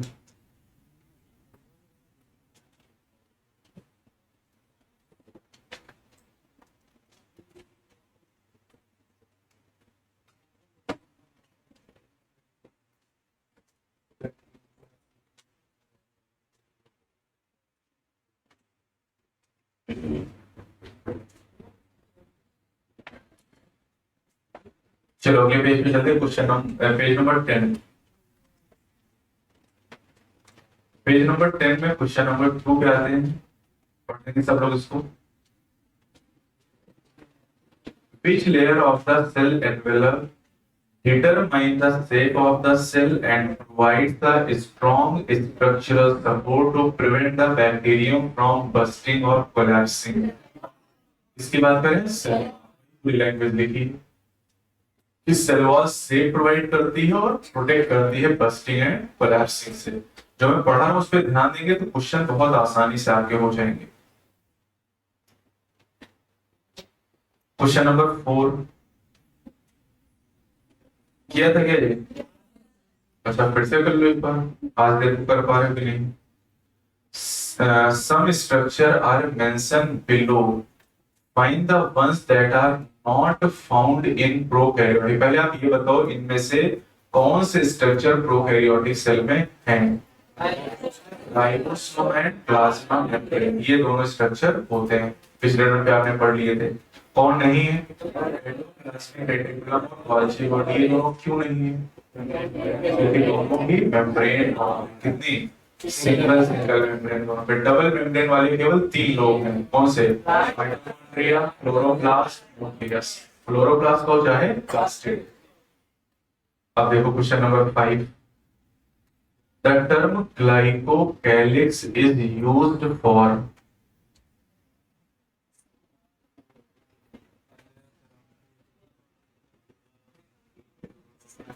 पहला ऑप्शन सही है? नहीं सही है।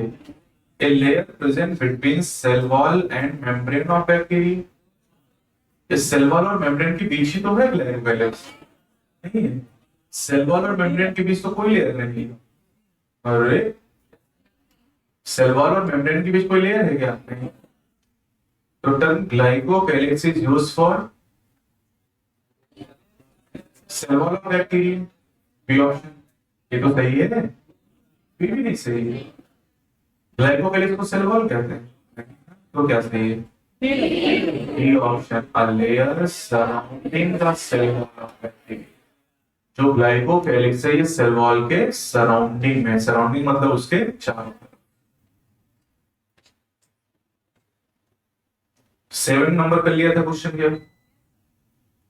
7 नंबर लिया था, 8 या 8 नंबर किया था। तो सबकी आवाज में सुनाई क्यों नहीं देती? क्या 8 नंबर किया था?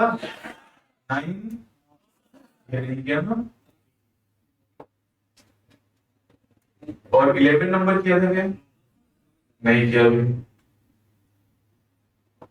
चलो देखो question number 13। The most prokaryotic cells, particularly the bacterial cell, have a chemically complex cell envelope.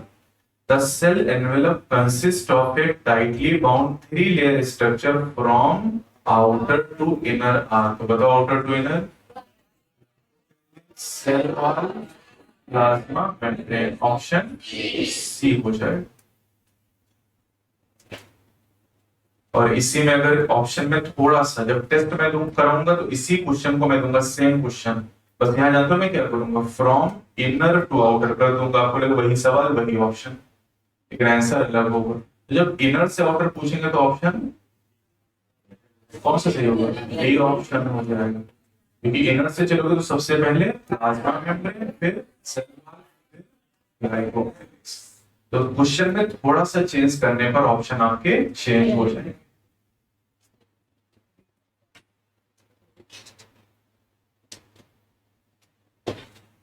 Question number 14, read the following statement. चलिए पढ़ते हैं, जरा देखते हैं।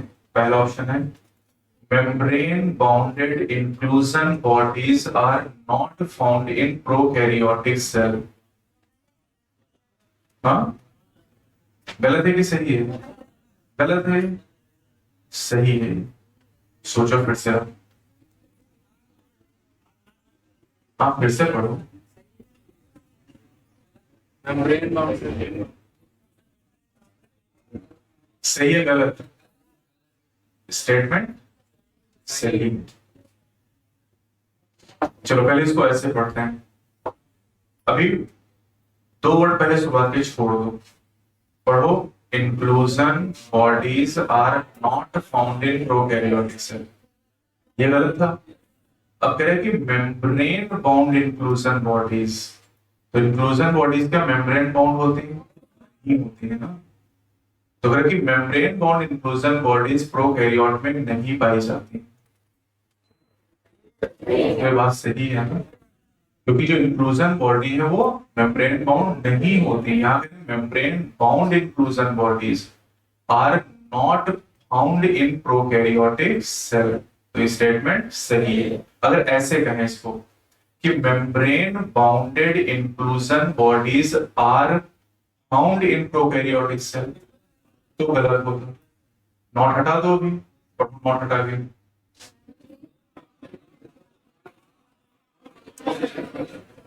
अगर हम नॉट हटा के पढ़े तो स्टेटमेंट गलत है, क्योंकि इंक्लूजन बॉडी मेम्ब्रेन बाउंड नहीं है। क्यों? क्योंकि प्रोकैरियोट में कोई भी मेम्ब्रेन बाउंड ऑर्गेनेल नहीं है, इसलिए इंक्लूजन बॉडी मेम्ब्रेन बाउंड तो नहीं है।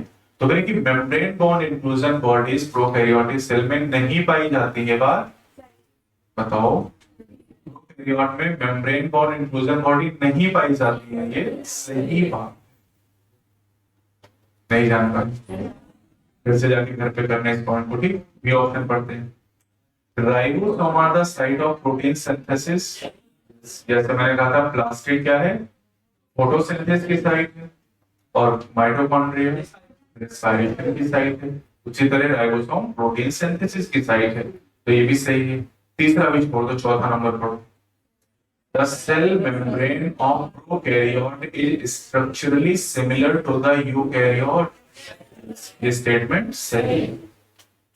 तो कम से कम कितने स्टेटमेंट सही मिल गए? 3 सही मिल गए। अभी तीसरा वाला जो स्टेटमेंट है वो कल पढ़ेंगे, मतलब नेक्स्ट टाइम पे पढ़ेंगे तब कर पाएंगे। अभी इस हफ्ते हम अल्टरनेट चलेंगे, ताकि जो आपके टॉपिक उनको सही तरीके से, और एक एक वर्ड पे काम करिएगा। अभी जाके आपके पास इतना टाइम है कि अभी आप एक एक वर्ड पे, जो भी वर्ड आपकी समझ में आए उस पर काम करिए, सर्च करिए, डिक्शनरी में देखिए, उसको लिखिए कि हमें इस चीज का मतलब कोलैप्सिंग, बस्टिंग, वैसे हम हर चीज का मतलब बताते हैं, लेकिन फिर भी कोई डाउट अगर किसी तरीके का है तो आप पूछो या उसको नेट पे सर्च करके लिख दो।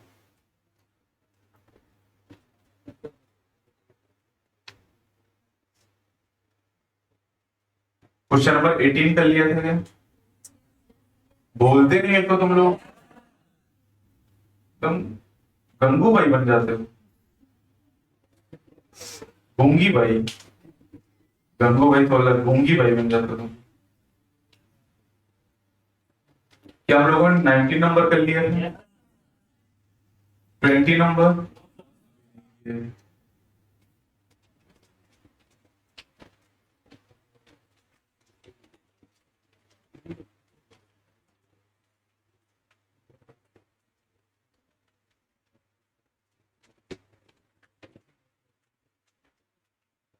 तुम लोग को एक डिफरेंशिएशन की सीट दी गई होगी ना, उसका सोल्यूशन भी दिया गया है। क्या आपने कुछ समझ में आया तुम लोग?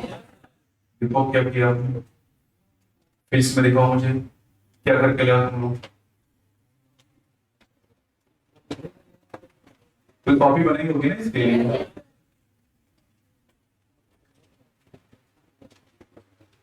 देखो कहाँ पे सॉल्व किए।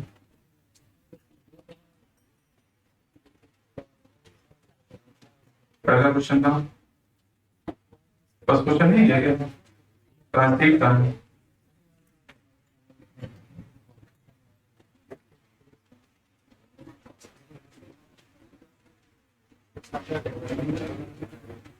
वन टू नहीं कर पाए, 3 से कहा था। अच्छा, तो 3 में क्या किया आप लोगों ने, जरा देखो आंसर। 3 वाला क्वेश्चन था कि y is equal to x square plus x plus 8, तो क्या आंसर आएगा? 2x प्लस 1 आ जाएगा। ठीक है, तो ले लो तुम लोग। 4 नंबर में था 5x cube minus 3x to the power 5, तो कितना आएगा? 15x square minus 15x to the power 4, पर तो ले लो तुम लोग। ये आंसर वहां से देख के लिख लिया यार। अच्छा,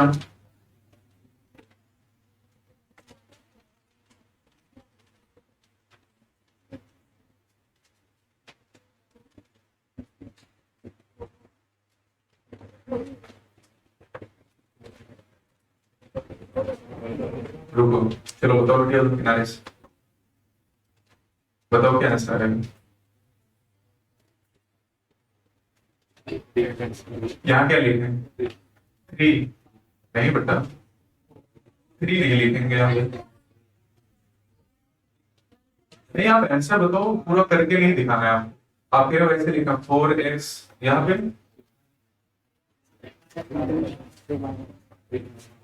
क्या करें? बताने दो बेटा, अभी सबका नंबर आ रहा है। यहाँ पर 3 माइनस 1 ऐसे ना, माइनस 2x एक्स 4 माइनस 1 ऐसे करेंगे बेटा। यहाँ मल्टीप्लाई भी तो करना है, 2 4 ऐसे भी तो करोगे, और यहाँ 4 इंटू 2 ऐसे करोगे, और फिर इसको थोड़ा सा समझ के कर लो। मतलब हर बार अब इतना थोड़ी करो बैठो। आप बताओ बेटा, ये प्रैक्टिस धीरे धीरे आएगा। नहीं, अब सीधे बताओ, उसमें क्या देख रहे हो बेटा, इसमें बताओ। नहीं, इसमें सॉल्व करो ना, इसको इससे मल्टीप्लाई करो, 12 आ गया। एक्स पावर में कम करो, 3 है तो 2 हो गया, माइनस 8x⁴ हो। आप कर ले रहे हो, चलो बताओ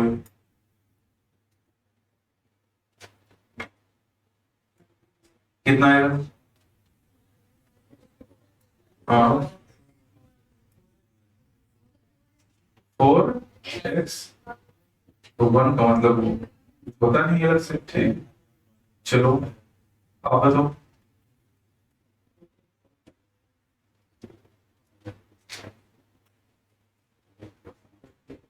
चलो बताओ।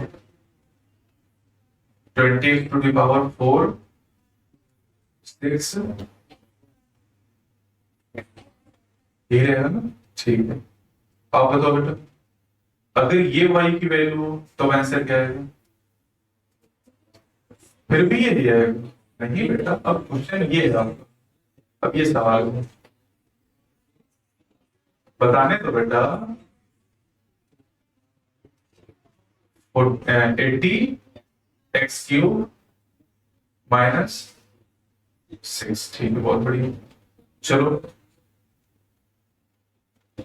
हाँ तुम बताओ। हाँ अगर ये y की वैल्यू है, ऐसा बताओ। 240x माइनस, बेटा अब तो 0 आ गया ना, तो -0 तो मतलब यही वैल्यू आ गई ना। चलो पीछे हो, नहीं तुम्हारे पड़ोस में। हाँ बताओ इसकी वैल्यू। 480x, ठीक है। चलो तुम बताओ पड़ोस में। हाँ हाँ ये वैल्यू दी गई, इसका डिफरेंशिएट करो इसको। 480, 480 बस 480 आ गया ना। अच्छा तो ईमानदारी से बताएं कितने लोग ऐसे हैं जो ये नहीं कर पा रहे, एकदम ईमानदारी से। आप नहीं कर पा रहे हो, मतलब इसमें घबराने डरने वाली कोई बात नहीं, सिखाया जाएगा अगर नहीं आता। अरे नहीं ऐसा मत करो उसके साथ, खड़े हो जाओ। जैसे मान लो ऐसे लिखा है 2x² -4x, अगर ऐसे लिखा हुआ है, इसको हमें करना है तो हमें क्या करना है, जो पावर है इस पावर को आगे वाले से मल्टीप्लाई करना है, ठीक है। तो ये पावर इससे दो से दो मल्टीप्लाई कितना आएगा, 4x, और जो पावर है उसमें से एक घटा देते हैं, -1 कर दीजिए। इधर इसकी पावर कितनी है, 1, तो 1 को 4 से मल्टीप्लाई करोगे तो 4 आएगा, और x पावर 1 है तो 1 में से घटा, सब में पावर में से घटा लेना, तो कितना आ जाएगा 4x, 2 में से 1 गया तो 1 -4x, 1 में से 1 गया 0, और किसी की पावर 0 होती तो ये तो 1 हो गई वैल्यू। ये आंसर आ गया 4x -4। अब बेटा जान पाए थोड़ा थोड़ा, चलो एक आप बताओ। चलो अब इसको, इसके बारे में सोचो कि इसको आपको डिफरेंशिएट करना है, थोड़ा चलो और आसान कर लेते हैं। चलो इसको बताओ, इसको इससे मल्टीप्लाई कर लो पहले, कितना है 8x, 2 -1 किया तो कितना आया 1, तो 1 तो लिखने की जरूरत नहीं, -4x, और x की पावर 1 है तो 1 में से 1 घटाया तो 0, और किसी की पावर भी 0 है तो 1 हो जाता है, 0 नहीं होता है, तो 1 हो गया तो 1 लिखने की जरूरत नहीं। कुछ जानता है आप प्रैक्टिस करके देखो, ठीक है। अच्छा और कौन थे बेटा, आप समझ पाए। नहीं ठीक है, ऐसे देखो 5x² -2x, पहला काम क्या करना है, जो पावर है उसको आगे इस नंबर से मल्टीप्लाई कर लो, मल्टीप्लाई करो 2 को 5 से, कितना है 10 आ गया, ठीक 10 लिखा आपने। x, x की जो पावर है उसमें से आपको 1 घटाना है, तो यहां से 1 घटा लिया ऐसे माइनस, अब यहाँ पे पावर कितनी है 1, तो 1 को 2 से गुणा करोगे तो 2 ही आएगा, फिर x, और पावर पहले से 1 है, पावर कितनी की उसमें से 1 घटाना है, तो 1 घटा दिए, तो ये कितना है बेटा 10x, और 2 की पावर में से वन गया तो वन बचा, तो वन लिखने की जरूरत ही नहीं, माइनस ये कितना हुआ, 2x की पावर एक में से एक गया तो जीरो, तो x की पावर जीरो, और जीरो मतलब 8, जिसको ऐसे लिखेंगे 10x माइनस। अभी नहीं जान रहा फिर बताओ, ये सब थोड़ा थोड़ा आया या पूरा पूरा आ गया, थोड़ा थोड़ा आ गया, तो अगर भैया लोग रहे तो उनसे पूछो कि भी हमें समझ में नहीं आ रहा है, टीचर बाहर बैठ तो उनसे आप पूछो कि हम नहीं जान पा रहे, इसको हमसे पूछो, इतना तो हम भी बता सकते हैं।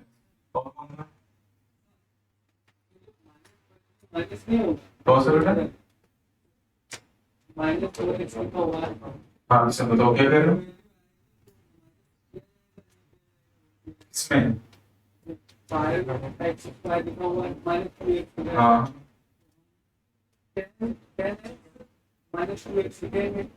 हाँ ये कह रहे हो ना कि 10x में से 2 माइनस, नहीं बेटा कर सकते हैं ना। जैसे मान लो तुमको ऐसे कहा जाए कि 5 मीटर में से 2 सेकंड घटा दो, बताओ कितना आएगा? 5 मीटर में से 2 सेकंड घटाओ, नहीं घटा सकते ना। देखो अगर ऐसे लिखा हो 10x, अच्छा मैं कहूँ 5 मीटर में से 2 मीटर घटा दो, बताओ 3 मीटर आएगा। 5 सेकंड में से 2 सेकंड घटा दो, 3 सेकंड आएगा, आ जाएगा ना। तो अगर मैं कहूँ कि 10x में से 2x घटाना, अब 8 आ जाएगा, लेकिन 10x में से 2 नहीं घटा सकते, 10 में से 2 घटा सकते हो, कितना आएगा? अरे 10 में से 2 8, लेकिन 10x में से 2 नहीं घटा सकते। 10x में से 2x घटा सकते हो, 3x घटा सकते हो। जैसे मैं कहूँ 5x स्क्वायर माइनस 2x, घटा सकते हो? बताओ नहीं कर सकते बेटा, यहाँ एक्स स्क्वायर और यहाँ एक्स से तो नहीं घटा सकते। अगर यहाँ भी एक्स स्क्वायर हो तो आप होगे 3x स्क्वायर, समझ पाए ना? मतलब दोनों यूनिट अलग अलग, जैसे यहाँ पर अगर आपने एक जगह एक्स स्क्वायर लिखा है, एक्स लिखा तो यूनिट ही बदल गई ना, तो उसको नहीं आप कर सकते, पावर सेम होनी चाहिए तभी आप बता सकते। और कौन उधर एक बच्चा को आप समझ पाए बेटा कुछ? जैसे मान लो ऐसे लिखा है 4x स्क्वायर माइनस 2x, बताओ कितना आएगा? हाँ 8, इसको इससे गुणा कर लिया 8 आ गए, फिर 8x, हाँ देखो कर लिया। अब तो देख के कर लोगे, थोड़ा सा एफर्ट करोगे तो कुछ दिन के बाद एक डिफरेंशिएशन देख के बता पाओगे, और एग्जाम में तो आप जानते हो ना, देख के बता पाओगे तभी हो पाएगा। तो ये प्रैक्टिस होगा, इसलिए इतने सारे सवाल आपको दिए गए। कितने कितने सवाल कर लिए इसमें? 20 सवाल। अच्छा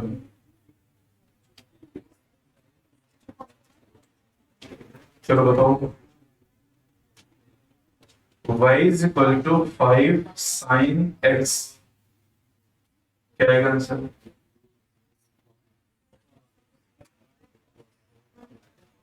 5 cos x, यही आएगा, यही आंसर आएगा। क्यों? नियम होते हैं ना, इस साइन है तो किसमें चेंज हो जाएगा, कॉस है तो माइनस साइन के साथ कुछ चेंज। जैसे मान लो कि बैठो बैठो, जैसे ऐसे लिखा है y equal to x square plus sine x, तो अब इसकी वैल्यू कितनी आएगी? 2x plus cos x। और मान लो अगर ये सवाल हो, सवाल ये, इसको डिफरेंशिएट करो तो कितना आएगा? 2 माइनस साइन x, क्योंकि cos वाला जो साइन है वो माइनस में चेंज हो जाता है, तो यहाँ से 2 आ गया और यहाँ से साइन। ये कुछ चीजें याद भी करनी पड़ेंगी, एक बार याद हो जाएगी तो डिफरेंशिएट करना आसान हो जाएगा। देखो फिजिक्स को पढ़ने के लिए मैथ चाहिए, और ये बेसिक मैथ अभी चल रहा है, तो डिफरेंशिएशन आएगा, इंटीग्रेशन आएगा, इससे हमारा काम फिजिक्स में आसान हो जाएगा। लेकिन अगर इससे भागोगे तो कुछ नहीं होगा, क्योंकि अब अगर यही अगर सेल में आपको पढ़ा रहा हूँ यही आप समझ में नहीं आएगा आपकी, तो जेनेटिक्स बायोटेक आप कभी जान नहीं पाएंगे, फिर डर लगने लगेगा उस सब्जेक्ट से।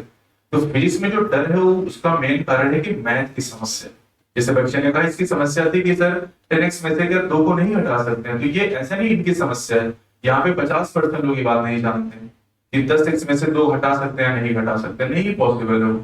5x स्क्वायर में से 2x को घटाया नहीं जा सकता है, पावर सेम होंगी तभी हम हटा सकते हैं। तो कोई भी अगर दिक्कत है तो अपने मन में मत रखना, वरना कुछ नहीं सीख पाओगे। अगर आपको कुछ सीखना है और डॉक्टर बनने के लिए आए हो तो आप अपने टीचर से उसके बारे में जरूर पूछोगे, सर हम ये नहीं समझ पा रहे हैं। हम एक कोशिश ये भी करेंगे कि सारे क्वेश्चन सॉल्व भी करवाते हैं, यूट्यूब पर एक वीडियो बनवा के एक एक क्वेश्चन सॉल्व कर दीजिएगा, बाद में देख भी सकते हैं इसको। पहले लेकिन खुद आप ट्राई करो कि हम कितना कर पा रहे हैं। जैसे अगर tan x है तो किसमें चेंज होगा, सिर्फ स्क्वायर में चेंज हो जाएगा। इस बच्चे ने जो ये लिख रखा है cot अगर है तो माइनस cosec स्क्वायर में चेंज होगा। तो ये सब याद तो करना पड़ेगा ना।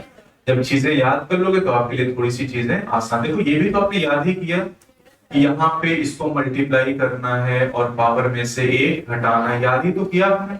याद करने का आपका काम आसान नहीं हो गया। बायो जैसे आप पढ़ तो बायो में जब चीजें आपको याद होने लगी तो आपका काम थोड़ा सा आसान होने लगे। आप मान लो 5 दिन जो मैंने पढ़ा याद ना करो तो आगे का काम कठिन हो जाए। मेरी बात समझ रहे हो ना? तो इसलिए रोज का रोज कवर करते चलो। और जिन लोगों को समस्या है तो आप टीचर से मिलकर तुरंत पूछिए कि सर हम ये नहीं कर पा रहे। जैसे आइसोटोप आइसोबार कुछ भी आपने पढ़ा तो उसमें कोई भी समस्या कहीं भी फिजिक्स में केमिस्ट्री में बायो में तुरंत आप मिलकर बताइए। कोई भी तकलीफ अपने घर लेके मत जाइए।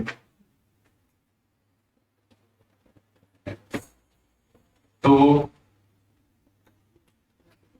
अब ये जो न्यूमेरिकल है आपको दिए गए इनकी प्रैक्टिस आप करिएगा। कल आपका ऑफ रहेगा, ठीक है। नेक्स्ट क्लास आपकी परसों होगी और बाकी 2 क्लास आज होनी है। अभी बस लेके मत भाग जाना कि बच्चा परसों, अभी 2 क्लास होंगी, उसके बाद अगली क्लास परसों होगी। इस हफ्ते आपकी 3 क्लास होंगी, 3 दिन आपको ऑफ रहेगा। मंडे से आपकी क्लासेस पूरे 6 दिन चलेगी, ठीक है। इस हफ्ते हम लोग थोड़ा सा गैप ले, ठीक है बेटा। तो कुछ पूछना तो नहीं इसमें? इसमें बेटा नहीं उसके बारे में जानना है। यहाँ पर हम बात करें मेनली बैक्टीरिया से। देखो एक पॉइंट लिखा है, क्या क्या क्या हो गया, मैं बाहर लगा देता हूँ, फालतू बकवास मत करना। मोस्ट प्रोकैरियोटिक सेल, पहला पॉइंट है, क्या लिखा है? पहला सेल डेवलप का पहला पॉइंट क्या लिखा है? Most prokaryotic cell particularly the bacterial cell. ये जो चीजें हमने पढ़ी मेनली किसके लिए? बैक्टीरिया के। इसलिए जब भी हम कोई चीज पढ़े तो उसमें बैक्टीरिया है, जबकि है तो बैक्टीरिया भी, साइनोबैक्टीरिया, माइकोप्लाज्म, चारों प्रोकैरियोट है। लेकिन हम देख रहे हैं कि कैप्सूल बैक्टीरिया को बचाता है। फिर यहाँ कह रहे हैं कि सेल वॉल बैक्टीरिया को बस्टिंग और कोलैप्सिंग से बचाती है। तो मेनली हम किसके बारे में पढ़ रहे हैं? बैक्टीरिया के बारे में पढ़ रहे हैं। तो हम इधर उधर बहुत ज्यादा नहीं जाएंगे कि सर माइकोप्लाज्मा बता दो, सर पीपीएलओ बता दो, सर साइनोबैक्टीरिया बता दो, नहीं। क्योंकि हम अगर पढ़ाना शुरू करेंगे तो फिर बहुत ब्रॉड हो जाएगा, उतना समेट नहीं पाओगे। बात तो ये भी ना कि 98 चैप्टर पढ़ने और कोई सिलेबस की कोई लिमिट तो नहीं कितना पढ़ाया जा सकता है। तो उतनी ज्यादा जानने की जरूरत, बहुत लिमिटेड अपने आप को रखना। अभी आप नेट पे जाके सर्च करोगे ये टॉपिक हो सकता है कि यही मैं आपको 2 महीने पढ़ाता रहूं सेल वॉल के अंदर ही जाके हम लोग पढ़ते हैं, लेकिन कोई मतलब नहीं उस चीज का। ठीक है, मन में है तो चीज पूछनी जरूरी है। हाँ, इंक्लूसिव बॉडी भी पढ़ाया नहीं मैंने। इंक्लूसिव बॉडी हम लोग कल मतलब नेक्स्ट पेपर को डिस्कस करें, ठीक है। और कोई चले फिर? ठीक है, जाओ जल्दी से।